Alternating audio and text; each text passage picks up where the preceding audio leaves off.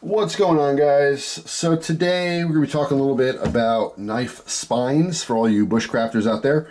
I just kind of want to get your opinion on the subject. Here I have a White River Ursus. This is one of their custom shop knives we got recently, which is super, super cool. Of course, sporting the Magna Cut. Started testing this out today and realized something, which I didn't know when I first got it. I thought it was awesome. By the way, I mean, a slice-aholic. I've been doing a lot of cardboard cutting lately. And I mean, I got some big boxes and stuff, so it was cool to be able to rip through a bunch of cardboard. This thing is a laser beam. It's seriously, it's ridiculous. This blade, how awesome this is. But I noticed, so on the spine here, this has the edges kind of knocked off a little bit, just a little bit of a softer edge. It's not like it's rounded or anything. What I noticed is I choked up like this, and when I went to make a cut, I realized how sharp this was. So I don't know if I can catch the light right here, but you could see, hold on, just like that. Let me make sure it's focused. You see how the light, let me use this as a pointer. You see how the light is, or this is more of a white color all the way up to here, then it stops. That's because this was ground on both sides to here. And the reason they did that is so that when you're choking up with your thumb, it's comfortable. You're not going to hurt yourself.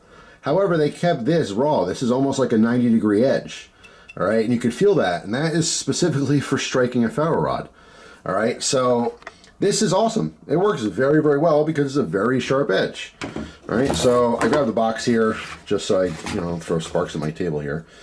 But so I want to show you the difference. So the bottom here, it just slides, nothing.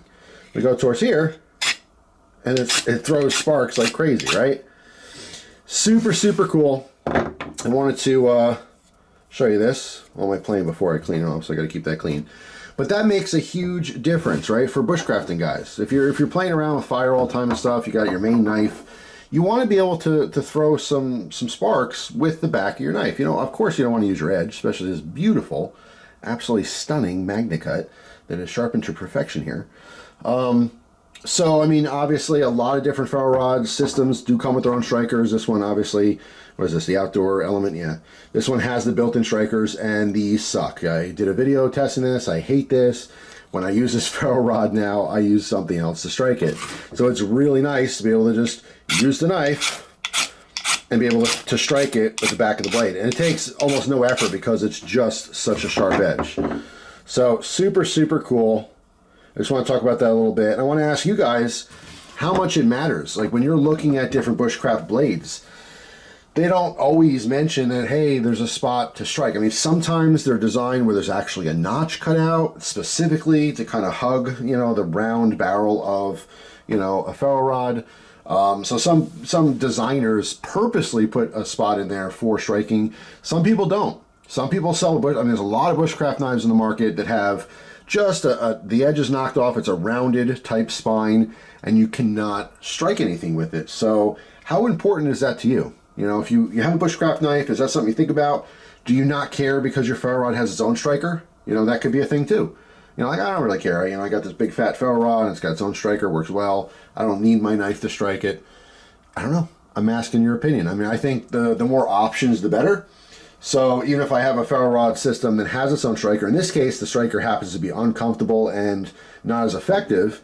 So yes, this combination works better. Of course, I would use the knife if I had it on me to strike this ferro rod, specifically because the striker's not comfortable, right? It's ineffective. I can get a much, better grip and throw a lot more sparks with the knife. But what do you guys think? Now, in some cases, this is an expensive knife, right? I mean, not to some people, but to a lot of people, it's not cheap. Maybe you're worried about damaging the finish. That could be a thing too. Oh yeah, I carry a bushcraft knife, but I don't want to mark up the blade or anything. Yes, I cut. I don't care if I get scratches cutting or whatever, but I don't want like black burnt marks on the edge. That could be a thing. Let me know. Talk to me. Let me know in the comment section what you think of that stuff. If you do play around with bushcrafting, you like, making fires and stuff, do you incorporate your knife into that whole situation, or is your knife just a separate tool? It's not for striking. I just cut stuff with it. I don't care if the spine, if it's sharp or not, if it can strike a ferro rod, doesn't matter to me. I'm curious. Let me know. But anyway, also just wanted to give you an update. Just absolutely digging this knife. Like I said, this is my second knife from White River. just awesome stuff. Really good quality stuff. The only thing I will say is that the sheath fitment is pretty tight. They do have this little ramp here specifically for your thumb, but you need a lot of pressure to get that out. It's not, I mean, I don't know if jimping on here would make a difference, because then it may just be uncomfortable for your thumb. But it's nice to know. I mean, it's not, it doesn't wiggle around, doesn't move. It's a very, very snug fit. I did carry this just twice, screwing around the backyard, moving some wood piles and doing some cutting and stuff. And, you know, I'm not a huge fan of this setup here. I do like quick removable clips. Fishing the belt through here was kind of a pain for my belt. It's a little bit thin. Just, I mean, it depends on the style of belt. I have like a, I think I showed it on camera before, but I mostly use like a, it's like a, I don't know, cord wrapped belt, I guess. It's not just a piece of leather. A piece of leather will probably slip through. Just depends on how fat it is or wide it is. But it just, it was a pain to get on, and I like to be able to easily remove the sheath.